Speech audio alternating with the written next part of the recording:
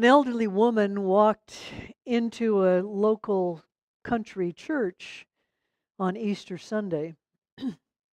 And the friendly usher greeted her at the front door and welcomed her and held the door open for her. And then, because she was elderly, he helped her up the stairs to get in. And he said, "Now, tell me, where would you like to sit, and I'll take you there."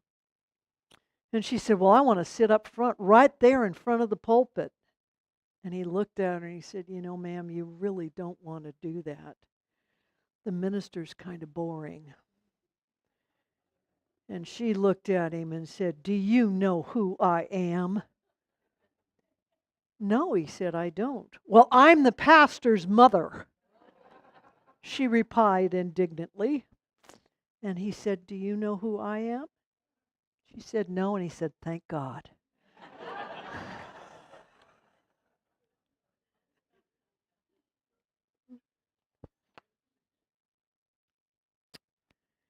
I have a friend who has ALS. It's more commonly known as Lou Gehrig's disease. Each week I make a visit to see her and to be with her, and our time together is limited as she tires easily. And so usually I only stay for about 15 or 20 minutes. I'm in such awe of her courage and her faith and her determination to see the first two grandbabies that are due this summer. Sometimes I feel like the visits are more for me than they are for her. You see, I want to be near someone who is living with a terminal illness and yet has such a positive mindset. Every time I'm with Jennifer, I think of Ernest Holmes. Change your thinking, change your life. This week she asked me what my Easter lesson would be about, and I said, "Do you remember what Jesus prayed for on the last Thursday he was alive at Gethsemane?" And without hesitation she responded, "Take this cup from me."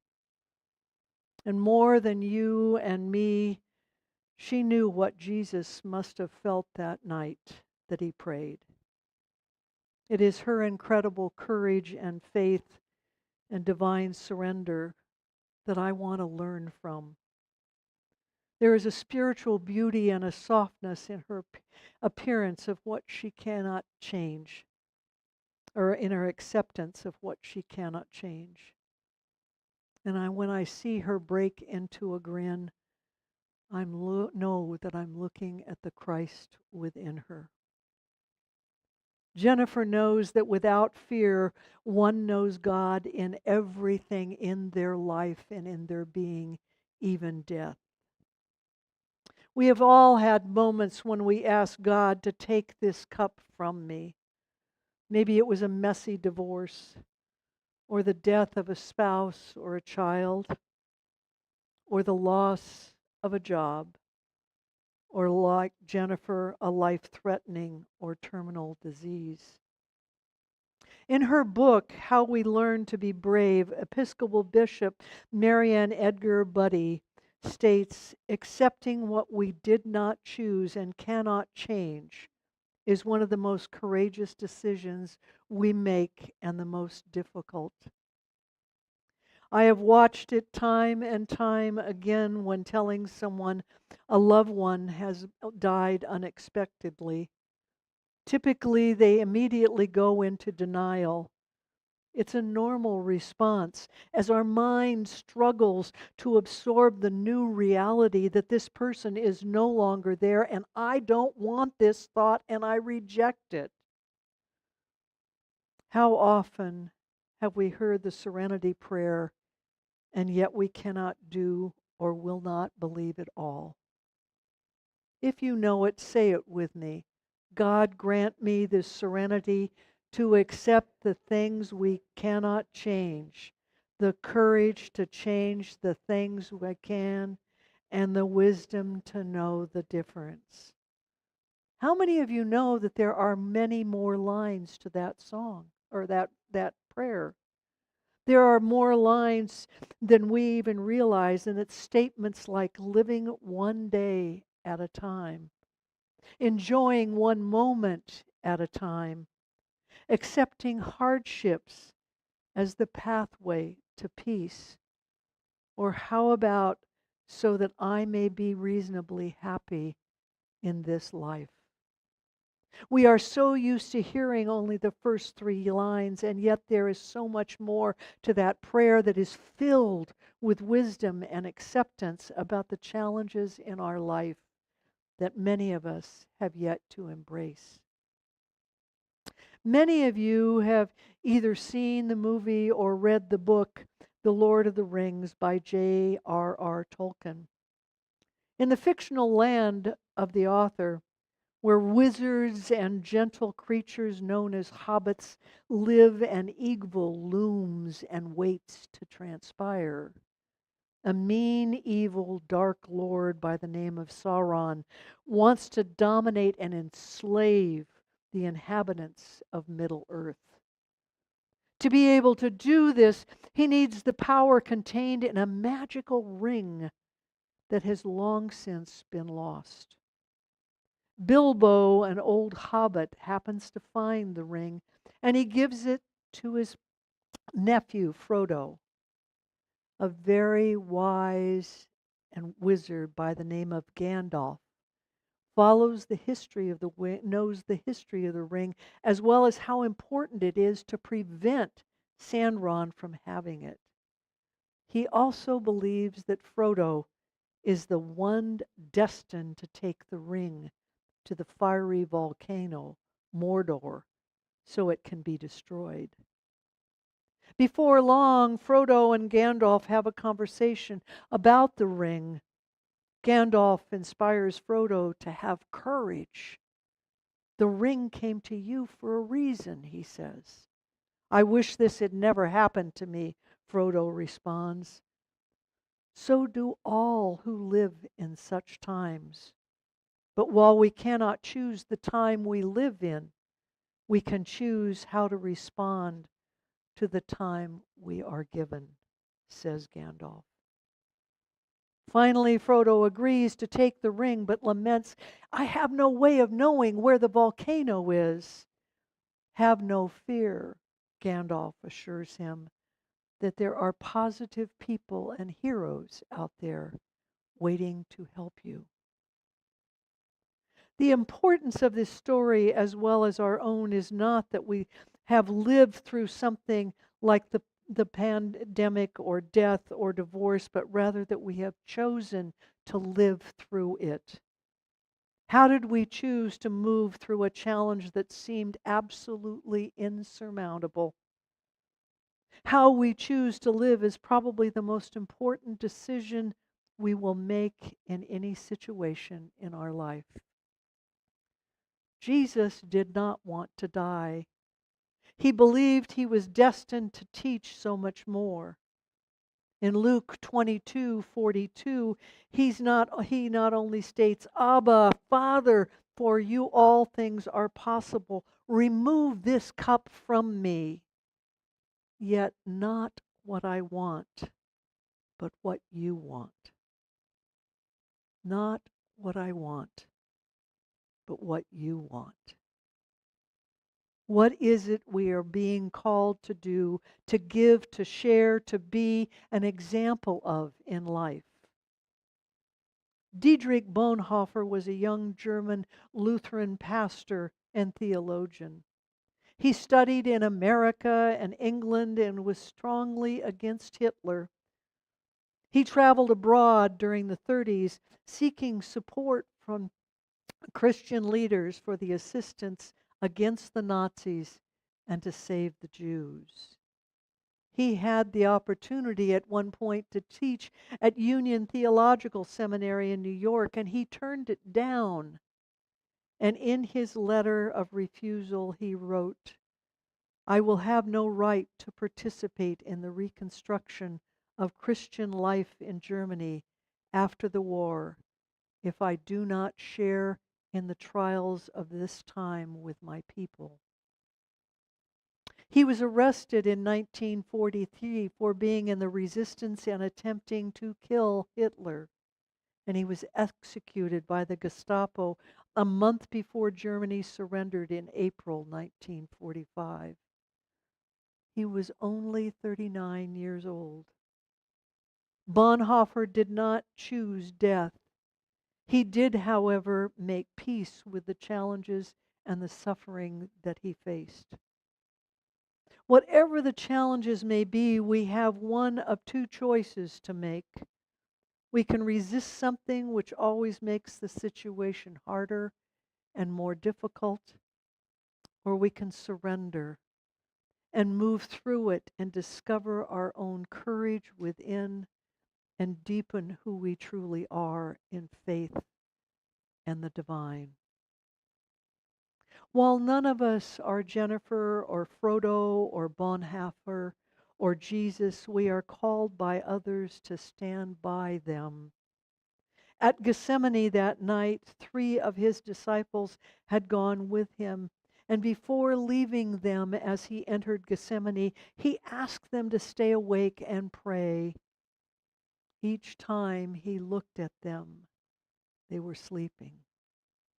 When someone is on a long, difficult journey, we are being called to faith, to be in solidarity with them in their suffering, in their challenges, and in their pain. We are called to be present. It is our task to not fall asleep, even when it is painful for us to watch or be a part of, but stay in that space of love and prayer. So, just what is Easter truly about? Why do we celebrate this day? Some will tell you that it's about Easter eggs, hunts, and rabbits that deliver eggs to the kids. Others might say it's about the celebration of spring and the newness and the rebirth that transpires this time of year. Easter, however, is really about the triumph over death. It's about the resurrection of Jesus. It's about being more than the challenge. It's about the response, the surrender, and the courage when we face a challenge that seems bigger than life to each and every one of us. So, just what is a resurrection? Joel Goldsmith states the power of the resurrection is not in the love that is given to us. The power of the resurrection is in the love that flows through us and out of us. Here are just a few explanations of what transpires because of the resurrection. It is the death of the belief that we are separate from God. It is the life force within that absolutely never, ever dies. Resurrection is the story and a metaphor for our lives. It's about eternal life.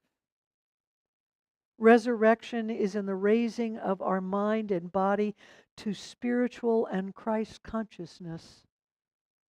It lifts the faculty of the mind up so that it might conform to the absolute idea of the divine mind. It is a sacred myth that transforms us. Resurrection is moving from the head into our heart and releasing issues like blame and hate and anger and the belief in victimhood. It creates the understanding that love conquers all, even in death. According to one of my teachers, Reverend Lloyd Strom, a resurrection is a spiritual principle, and a principle does not change. In essence, it is an unchanging and available to everyone.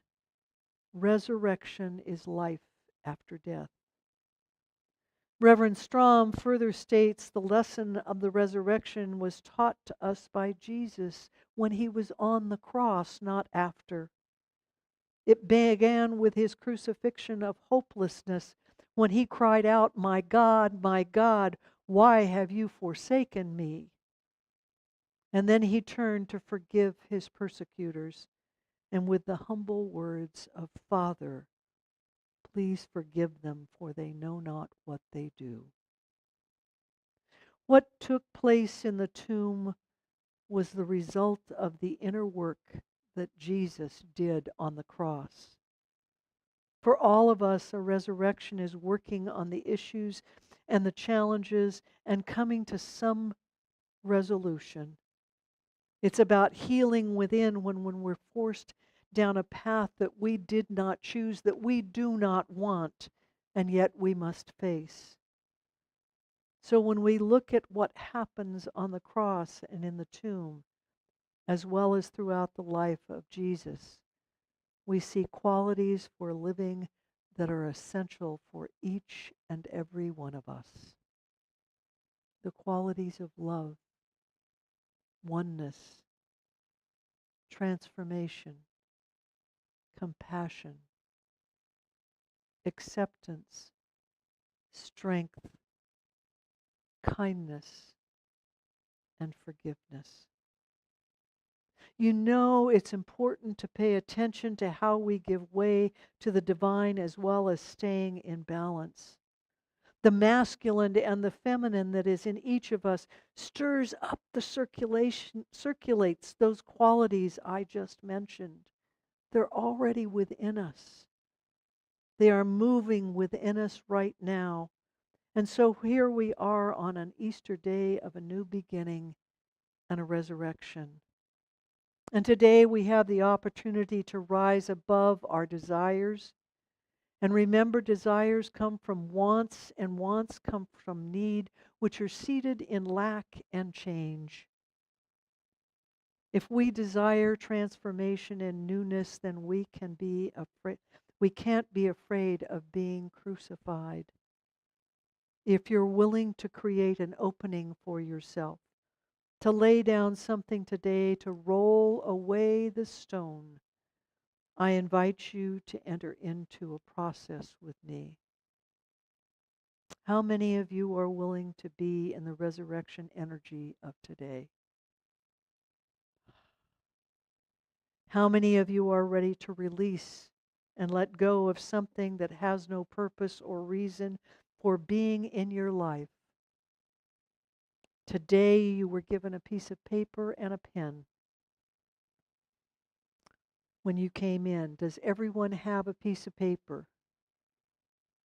And you've got enough pens out there, I think, there to share. Everyone has a piece of paper. If you don't, hold your hand up and the ushers will get to you right now.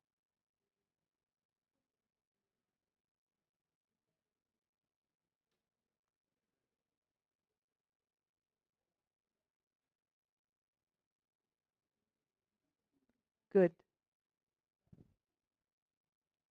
Hold your hands up if you need a piece of paper. The ushers will get to you.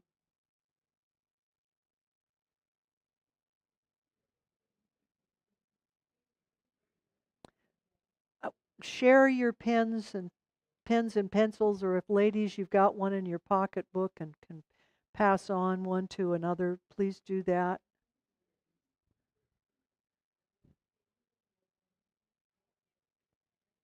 Did you get your? Okay, everybody's got them now. We've got one more up here that needs one. One more up here that needs one.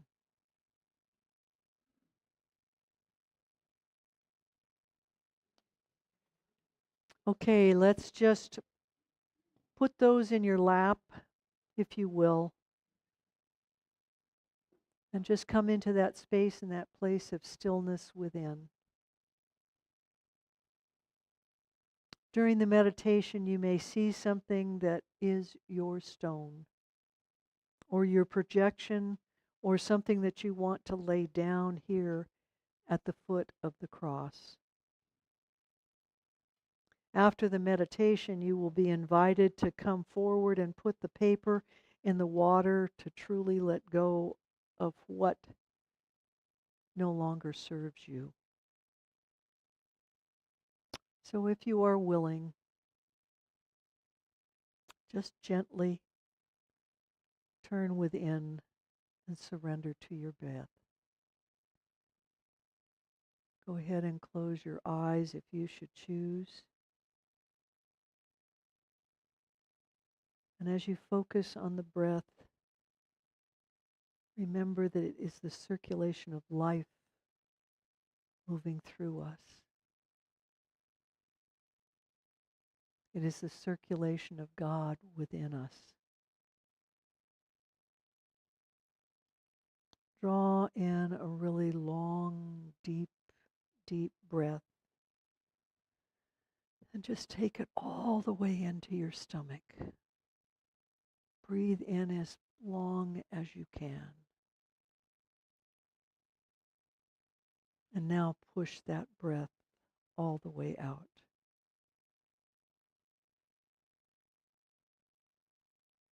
As you let go, notice there is another breath to draw in more good, more love, more God.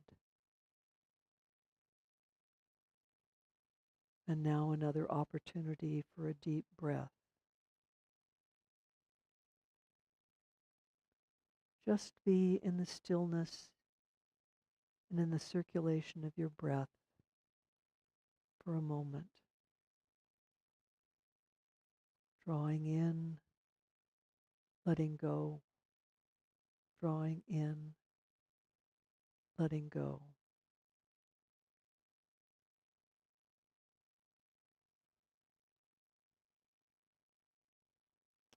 Now let your awareness move into your heart space. Let the eye of the mind drop into the eye of the heart. You might want to place your hand on your heart for a moment to just feel the vibration of your heart.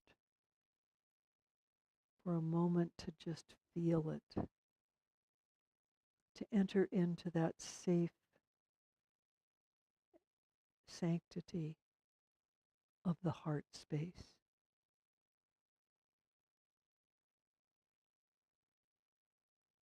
Know that right there with you at the intersection point is God. You are in your relationship with mind, love, and God. Or you may call it Christ or divine or spirit. Whatever it is for you, know and feel your relationship with it.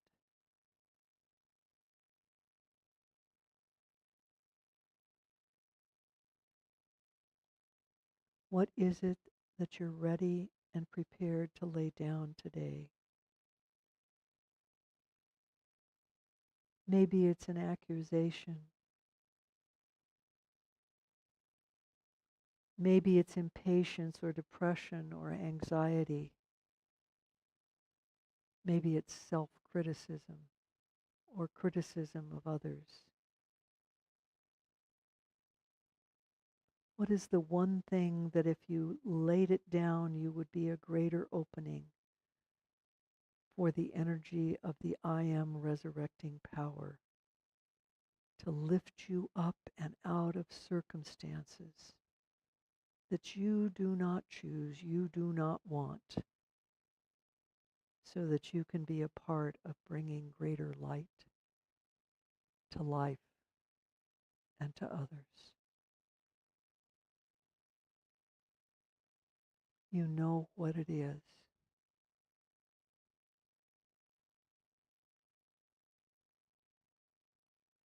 I invite you now to gently open your eyes and write it on the piece of paper.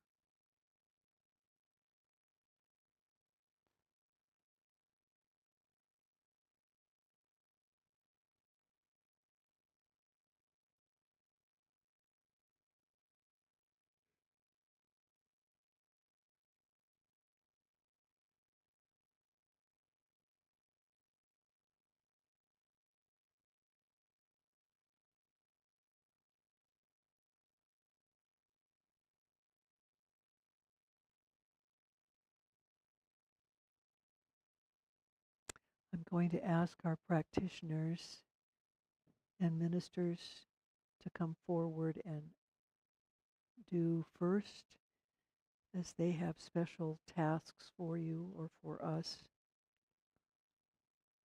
Go ahead. Go ahead and come on forward and do it. As they're doing it, they're taking a special spot afterwards as they're releasing to assist you in this process. I would ask that you rise when you're ready and move down the 2 center aisles and then go outward and come around the back before you take your seats. This will prevent us from having a traffic jam in the aisles. So with that, whenever you are ready, feel free to come forward.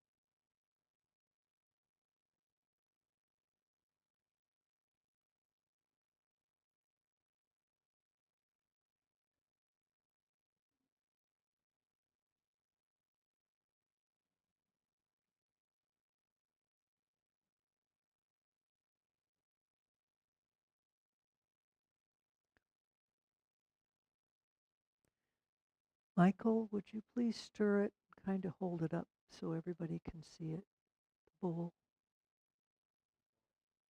No, stir it. Go ahead and stir it first.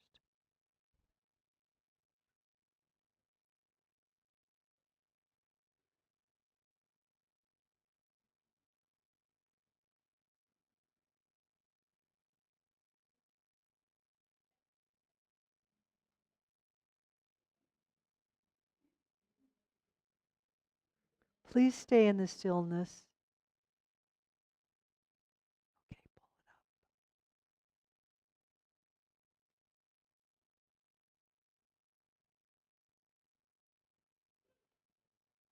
Yeah, if you can. Look at the messiness. Look at the cloudiness. This is what we carry. This is what we hold within our minds. What a sight to behold. Thank you, Michael. That's how our lives can be when we stay in resistance to something we've been given to work through. We stay in that messiness, stay in that cloudiness of resistance, of not wanting to move forward. Not in our relationships with God or others do we need that messiness. Today you took the steps to die to our own illusions and self-defeating behaviors. You moved from your heads into your heart. One of my teachers used to always say, little crucifixion, little resurrection.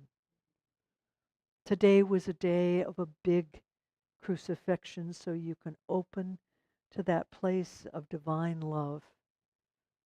Know that the truth is within you. That is the resurrection power within all of us.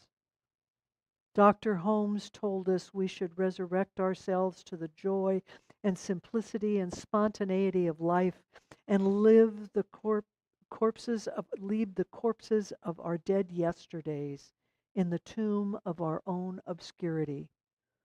We should live more abundantly in God this day when we come out of our tomb of ignorance and disbelief. How glorious shall be the dawn.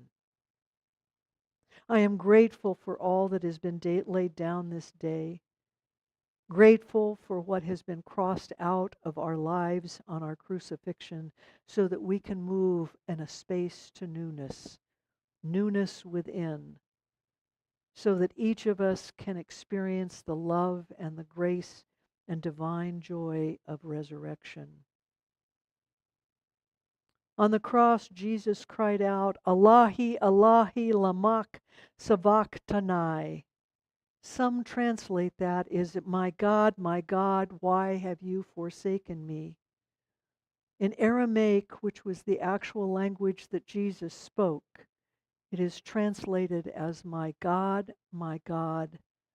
for this purpose I have come. Joel Goldsmith said, I am the resurrection. All of the power of healing, redemption, and regeneration is within you. On this Easter day, know indeed you are the resurrection, and know your purpose is to experience and embrace the power of healing and redemption and regeneration. This is the truth in my life, and this is the truth in yours, and so it is. Let us pray the words of Ernest Holmes. In recognition of the divine being, the Creator God, the all-knowing I am, with every breath we are one with the Spirit within. Today the horizon is clear. The voyage starts anew. We are reborn. The true resurrection is not only from this life into the next. It takes place daily and hourly as we shed the limited concepts of life and come into the vineyard to gather the fruit of the Spirit hanging rich from the vines of God. We are reborn, remade, and renewed in mind, and as we take a little bit a time to get acquainted with our better self, just through coming to recognize the invisible, almost unknown guest who accompanies each of us through life, the spiritual presence within. We choose to resurrect ourselves in joy and simplicity and spontaneity of our life and leave our yesterdays behind. We choose to live more abundantly in God this day. And on this day always, we choose to leave the tomb of ignorance and disbelief. How glorious this day is, God. How grateful we are for this day of renewal, of love, and of newness. For all of this we give thanks, and so it is. Amen. If anyone would the practitioners please stand again? If anyone has a challenge that they need to share afterwards, our practitioners are available with you or for you. And now I would ask you to stand and dance, if you should choose to, as we sing our Day by Day from God's Spell. It is